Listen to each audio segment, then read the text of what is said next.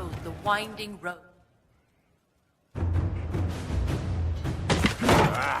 Come on, Krim. I'm working my ass off trying to get you to see that move. You still got plenty of arse left, Chief. Your worship. Glad you came by. I got a letter from my contacts in the Ben Hasrath. Already verified it with Red. Do you want to discuss this alone? Not like I was hiding it from my boys. Besides, right now, I need to hit something. You know they've got training dummies, Chief. The training dummy might actually defend itself against the shield bash. Anyway, the Ben Hasrath letter. What did the letter say? The Ben Hasrath have been reading my reports. They don't like Corypheus or his Venatori. And they really don't like Red Lyrium. They're ready to work with us. With you, boss. The Qunari and the Inquisition, joining forces. That could be a powerful alliance. My people have never made a full-blown alliance with a foreign power before.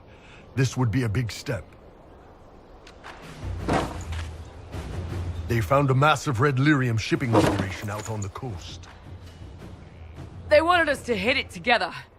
Talked about bringing in one of their dreadnoughts. Always wanted to see one of those big warships in action. Did you see that? Go get some water. They're worried about tipping the smugglers, so no army. My chargers, you, maybe some backup. What does this alliance really get us? They wouldn't use the word alliance if they didn't mean it. Naval power. More Ben Hasrath reports. Qunari soldiers pointed at the Venatori. It could do a lot of good. You don't seem entirely happy about this. No, I'm good. It's... I'm used to them being over there. It's been a while.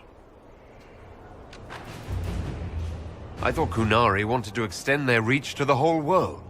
Yeah. Just didn't think I'd see it. Look, the Qun answers a lot of questions. It's a good life for a lot of people. But it's a big change, and a lot of folks here wouldn't do so well under that kind of life. I guess it's not like we're converting. This is just us joining forces against Corypheus. On that front, I think we're good. I think the Inquisition could use some help from the Qunari. Good. I'll pass on word to Cullen and Red. We can set up the meeting whenever you're ready.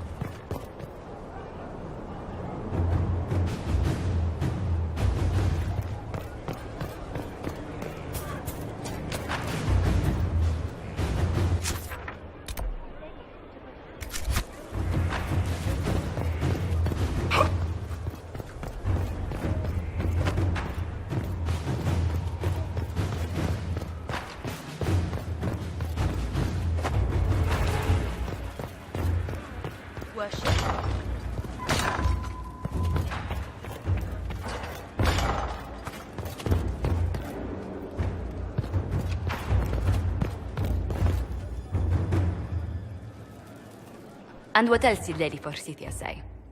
That she'd rather drown herself than help the Inquisition. Anything else? She said she'd have us flogged alive if we allied with her brother. That does sound like her. Cheer up, Josie. We at least have her attention. You always do find the brighter side of things. We are in the midst of cementing an alliance with Lady Forsythia of Navarra, your worship. It's become a somewhat delicate task. Can I do anything to help negotiations? Thank you, but I believe I have matters in hand. I dissuaded her from sending soldiers when she learned we'd struck an accord with a brother she's feuding with. Lady Forsythia simply employs a colorful manner of speech.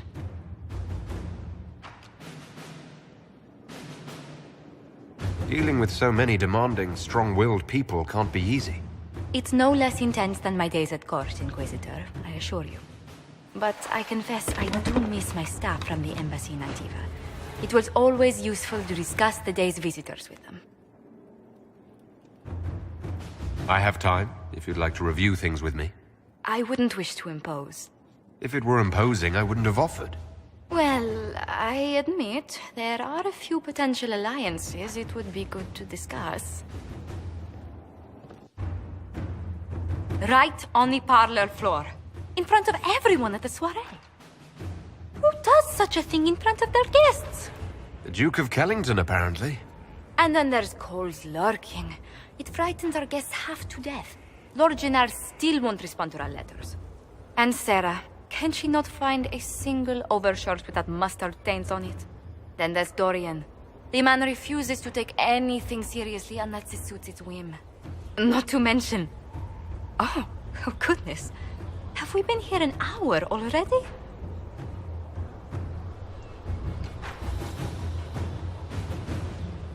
It went by so quickly I didn't even notice.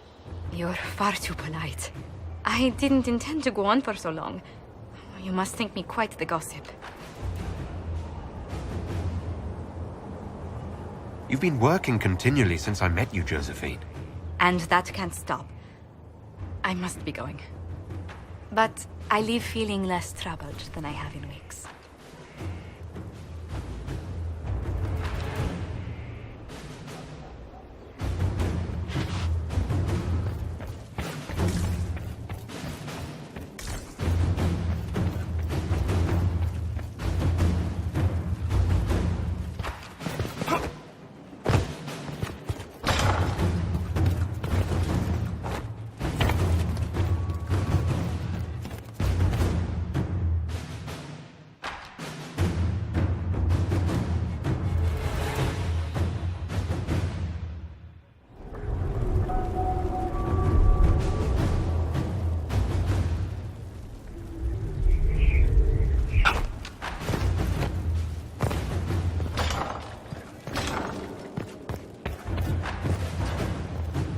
Good to see you.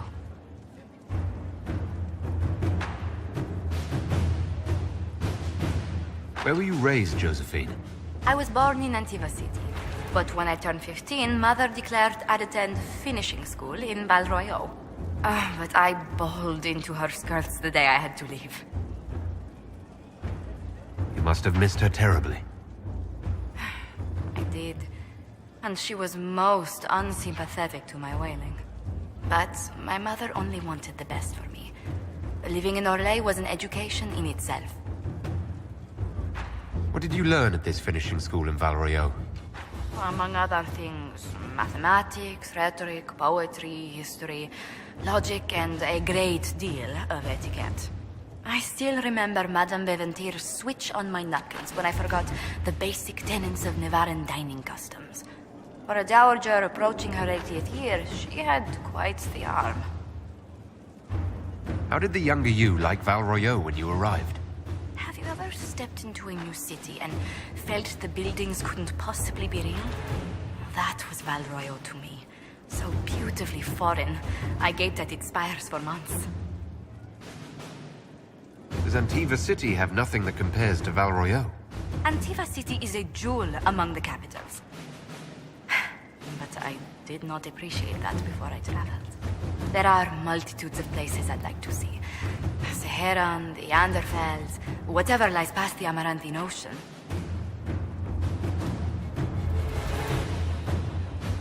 You haven't really gone into detail about how you know Liliana. We met... let me think. We met the last few years of my schooling, but we became friends after I became ambassador to Olay. It seems terrifyingly long ago now. How exactly did you and Liliana reconnect in the Inquisition? I discovered my family had been overcharging a merchant we traded with for months. Our name carries a great deal of trust in Antiva. I spent weeks arranging a string of favors as suitable recompense. Apparently satisfied, the merchant extended me an invitation to her estate. Liliana greeted me in place of the merchant. I assume there was more to it than a strange way to say hello. It was a test of sorts. Liliana claimed she needed someone of painful integrity for the Inquisition. I accepted, once she finally explained what it was. Do you remain close? Yes, but she's grown so much more distant than the outgoing woman I met in Val Royeaux. Leliana used to wander the Orlesian courts, singing the sweetest songs, charming the greatest wits. Now she collects secrets and takes risks that would make empires tremble. I worry, but she will not hear it. Does Leliana confide in you? She enjoys revisiting our more disastrous adventures. Leliana used to concoct the most ridiculous plans.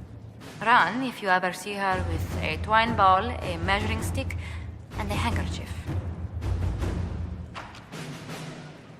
Tell me about the Montiliers. Well, my parents are alive and in good health. They live in our estate in Antiva City. Of my 4 siblings, most attend to the running of the family vineyards.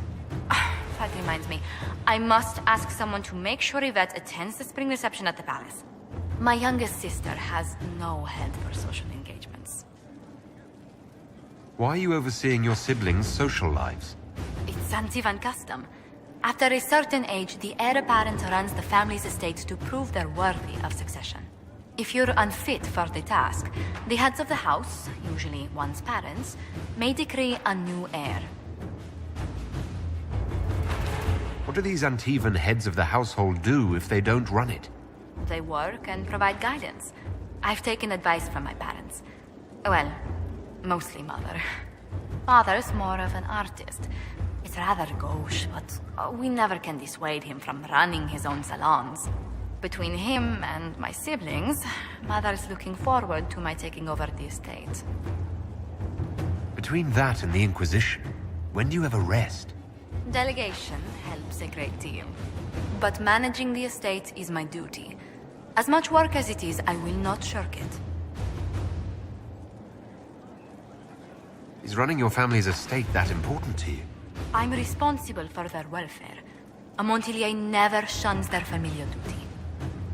Taxing as those duties can sometimes be. Maybe your siblings could help lighten your burden.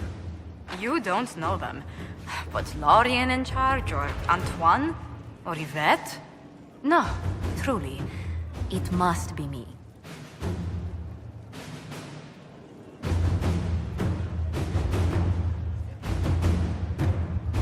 Let's speak later.